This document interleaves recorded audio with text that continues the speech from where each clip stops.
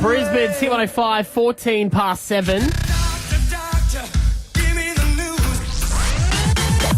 Dr. Zach is in the studio this morning. You check out his website, drzach.co. Get all the details on him there. He is the guy who last week helped us out with Abby and her. Morning, Dr. Zach. Good morning, and thank you for having me. It is great. Thank you. Good to have you in person, because Maddie, if he has the guts, might share an embarrassing issue that he has not been going to the doctor about. Because do you find that, like Dr. Zach Turner, that a lot of people go, I don't want to hear the bad news, so I won't go and see a doctor?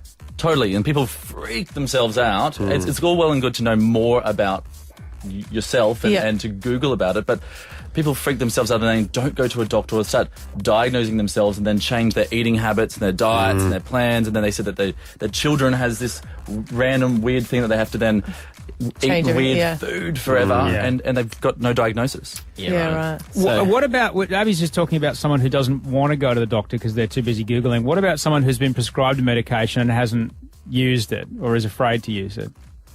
I mean, probably a little bit similar. If you've gone... I mean, this completely depends on what it is. I mean, we have patients that... Itchy nipple. Itchy nipple. I mean, at least today it might be more of a show and tell session. So,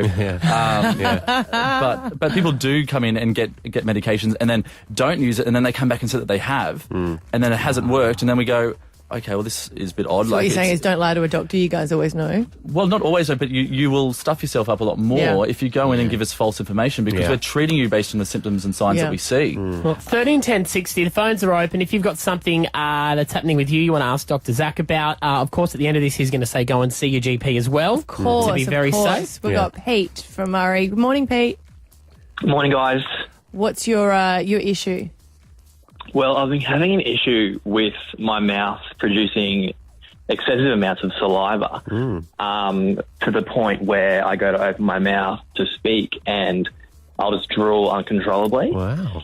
And it's becoming quite an issue, as you can imagine. I'm working in retail, talking with customers, and my partner as well. It's obviously quite freaky as well when you're watching it. But totally, that sounds pretty tough. A couple of questions for you though. Are you a gum chewer? Do you chew gum lots? I sort of like gnaw, how do you explain it? Like grind my teeth a bit. My dentist has always said that. Not really sure about the gum chewing.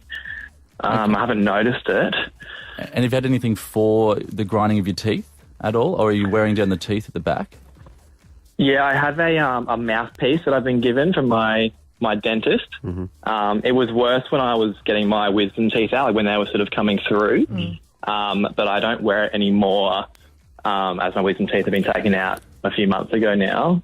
Pete and Dr. Zach, correct me if I'm wrong here, but just a follow-up comment. Are you doing a doctor voice now? Yes, I am. Okay. I think when Dr. Zach was asking if you're a gum chewer, he meant like extra chewing gum, not your actual gums in your mouth. Oh, sorry. That's okay. No, I don't. Okay, no, right. I don't. Here for you, buddy. Yeah, I know, because you said you're not aware of it. I was like, ooh. Because that can make you help to produce more saliva. It's one of the reasons why we chew, and that's one of the reasons why it keeps teeth generally quite healthy. Your parotid glands, which is on the side, that's what give you that kind of broad, square mouth. They can actually get bigger and can produce excessively. So you have to go either probably see your GP and then get a referral on. That being said, it can be somewhat diet related. And you can be like eating really little lemons. Big, Does anyone feel like their mouth is getting more saliva now? Oh, yeah. Mine's getting more dry. I'm like, really? Oh, okay. Claire's on from Woodridge. What do you want to ask Dr. Zach? Hi, guys. So this is a bit embarrassing, but I have this red rash that pops up every now and then on my bottom, and it's very, very itchy, which in itself is very embarrassing to conceal. But I can't help but itch it, and then it starts to bleed and it goes raw. And like a heat rash? Would that be a heat rash? Yeah, when is it coming on when you're either sitting down on like leather a whole lot of hot days? No, just every now and then it just like flares up. It's becoming more and more frequent. Just makes, I'm single, makes dating really difficult. Totally. Yeah. So, I mean, a couple of things about this show should be that nothing ever should be too embarrassing after the itchy nipple call. Thanks. Zach, I appreciate that. I'm But glad one of I the set things the bar. to do with this is if it's itchiness is the problem, so you're getting a rash and then it's becoming itchy, and then the real problem actually comes from you itching it and then scratching and causing bleeding. So let's try and get rid of the itch. So one of the almost a hashtag there. You could probably go get. Is that like a cortisol cream? Yeah, right. Okay. Yeah. Cortisol cream. So try and go down. You can get a cortisol cream, or it could be something fungal as well, because that can spread as well. And we love the word fungus. Claire, we should get a 2-for-1 deal. Okay. So I'll be able to get that. I believe you can get that from Johnson & Johnson nipple and butt cream. Thanks. You can be the face of it.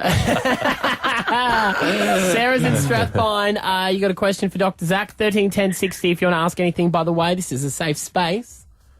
Hi, how you going? Hey. I am just asking a question. Every time I eat, I get intense pains in my stomach. It feels like I'm in full-blown labour, which I know it feels like. I've had 4 children. Yeah. And then I shit myself crazy. Okay. For example, last Sunday we went to 7-Eleven, got a slushie. About 10 minutes, I had about half the slushie. 10 minutes coming home, my husband had to pull over on the side of the road so I could shit. Thank you so much, hon. Oh, wow. Yep.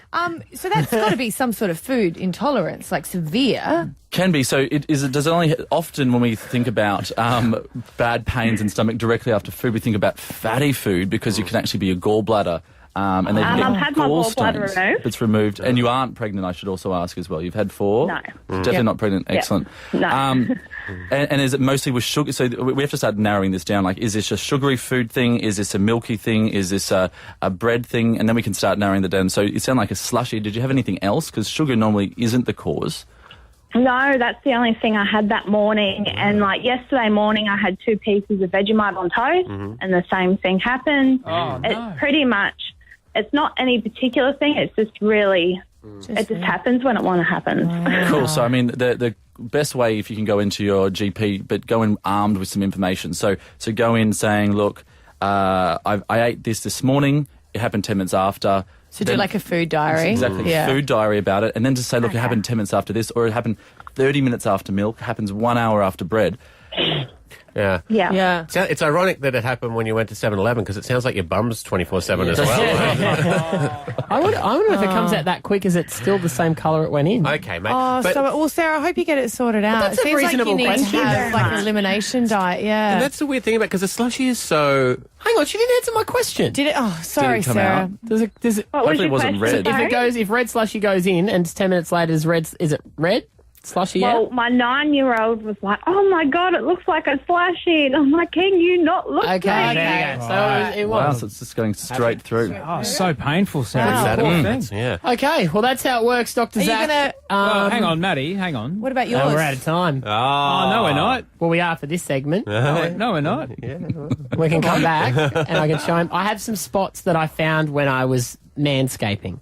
Okay, manscaping spots, common. Are they like moles? No, I think they're like really dark.